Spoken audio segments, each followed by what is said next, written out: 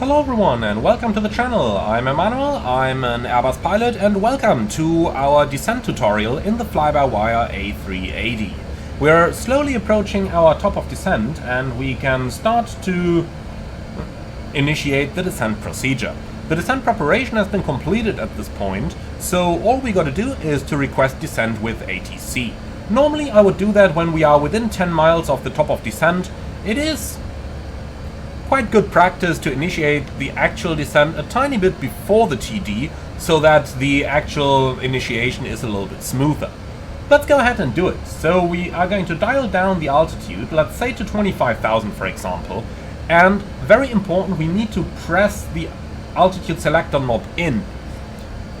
Contrary to your favorite Boeing aircraft, the Airbus is not going to initiate the descent automatically when passing the TD, but you need to push the altitude knob in. Now you will see that we have just left our cruising altitude, and you can see that little lightning-like arrow on the nav display, and this is the indication that over here at this point we are going to re-intercept the VNAV profile. The VNAV profile at all times shows with the green dot on your altimeter, and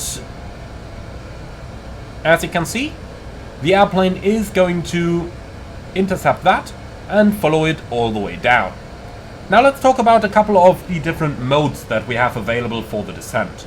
Quite similar to how we had different modes in the climb, in the descent we are going to normally use the managed mode, which is the descent mode as indicated on the FMA over here. Now, the descent mode is going to plan the optimal descent available and is going to follow the most economic profile while adhering to any altitude restrictions that may exist along our flight plan. Contrary to that, if you want to ignore those altitude restrictions, then you can use open descent mode, which is achieved by pulling the altitude knob out. You can see this now gives us open descent on the FMA, and open descent has a very simple logic. It goes to minimum thrust and then maintains the speed with the pitch, and it will completely ignore the VNAV path or any restrictions along your flight plan. Now the default mode is descent, so pushing the altitude knob in, and only in that mode the aircraft is going to follow your vertical profile appropriately. Now in the descent it can happen that you are going to receive radar vectors. Airbus follows a certain logic. If you're in heading mode, you cannot be in descent mode, because the aircraft does not know what the optimal descent path is. This is different to a Boeing, which would approximate the path, and still VNAV would be available. In the A380, that is not the case. Now, as we are descending, we need to think about our fasten seatbelt sign. The A380 has a huge cabin, and even though you have plenty of flight attendants with you to take care of that cabin, it does take a certain time to prepare the cabin for landing. Different operators of course have different procedures on when the seatbelt sign is going to be turned on, but in general you will find one of the two rules.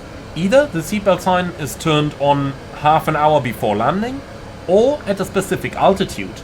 Now, for example, Emirates is going to turn the fasten seatbelt sign on when passing 25,000 feet in the descent, or at the top of descent if the cruising altitude was below that. So today, let's go ahead and follow those Emirates SOPs and turn the fasten seatbelt sign on when passing 25,000 feet in the descent. If you are following the SOP of an operator that uses a time-based setting, then you can find your time to destination down here at the bottom of the descent panel, or you can use the flight plan page where you can see your estimated time of arrival, so 0710 for the moment, and then do the mathematics based upon the current and actual time. Personally, I'm lazy, so I'm going to use that one on the descent panel down here. Makes our life as easy as possible.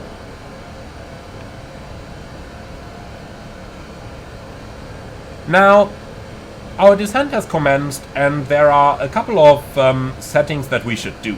First of all, since we are now descending, make sure that the TCAS is set to below. You can do this on the surveillance page over here and then select below on the TCAS. This is going to show us any traffic up to 8,000 feet below our current altitude and therefore provide us with a little bit safer descent, as we can monitor traffic that is further down below than the normal setting, which would limit us to seeing traffic 2,800 feet below. Now next up we have got the icing problematic. Now as we are descending, we are very likely to cross through some kind of visible moisture.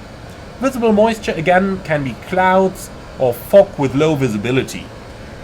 Contrary to the climb, we are going to handle things differently in the descent. In the descent, we are always going to turn on the engine anti-ice, provided that the TAT is 10 degrees or below. So if we get rid of our sunshade over here, if we were inside visible moisture at the moment, then we would immediately turn the engine anti-ice on, since our temperature is 10 degrees or less. Easy as that. Nothing more to consider. Now, descending down along our profile, we are, well, just shy of 25,000 feet, so let's go ahead and turn the fasten seatbelt sign into the on position. As we are descending, we should continuously monitor our vertical profile.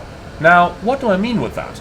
Basically, we always want to ensure that we are at an altitude that is appropriate for the phase of flight. Now let's go ahead and select a slightly lower altitude over here and now do some mathematics. So looking at the flight plan page over here, we can see we've got a remaining distance of 81 nautical miles along our flight plan. So let's do some mathematics. We're in 25,000 feet roundabout. So we can multiply 25 by 3, and that gives us the distance in nautical miles we need to lose that altitude. So 25 times 3 is 75. On top of that, we have to lose a little bit of speed, and we generally assume 1 nautical mile per 10 knots above 200 knots indicated airspeed. So today we're flying 270 knots. That means 25 plus 7, or rather 25 times 3 plus 7 makes 82 nautical miles. In other words, we are quite spot on along our descent profile. Also keep in mind the wind. So a headwind of course means that you need less distance, a tailwind means that you need more distance, and the easiest way to do this is to assume per 10 knots of headwind you're going to need 5 miles less, per 10 knots of tailwind you're going to need 1 mile more. And did I say 5? I obviously meant 1. So per 10 knots of headwind, 1 mile less, per 10 knots of tailwind, 1 mile extra. And that gives you an easy approximation. The vertical situation display would come in handy here as well, but unfortunately is not simulated in the fly-by-wire Airbus at the moment. So that is something that we will talk about in a future video when that functionality becomes available. So as we are closing in on our destination airport, let's go ahead and tidy the cockpit up a little bit. We can go ahead and stow that table like this and like this. We can open the sunshades. We are not permitted to land with the sunshades extended, and sometimes they can be a bit hard to find. Here is the click spot. So let's go ahead and close those sunshades.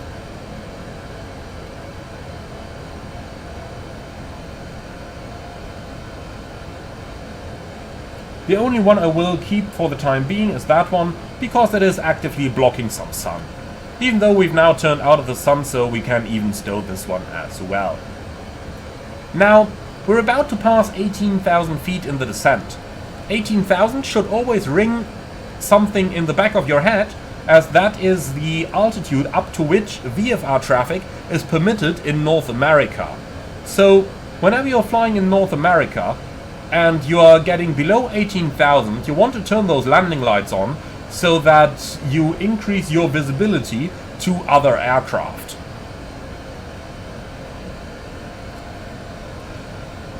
Now, we are cleared to descend below the transition level.